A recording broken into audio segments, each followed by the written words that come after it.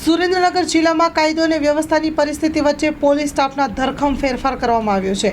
3 PSI અને local crime branch સહિત અલગ અલગ પોલીસ મથકમાં ફરજ બજાવતા પોલીસ કર્મીઓની બદલીઓ કરવામાં આવી છે। લોકલ ક્રાઇમ બ્રાન્ચના 5 પોલીસ કર્મીઓની બદલી કરાઈ છે। મૂડી જોરાવરનગર ધાંગધ્રા પીએસઆઈની પણ બદલી કરી નાખવામાં આવી છે। 71 પોલીસ કર્મીઓની પણ બદલી કરવામાં આવી છે। પોલીસ વિભાગમાં બદલીનો દોર યથાવત રહ્યો।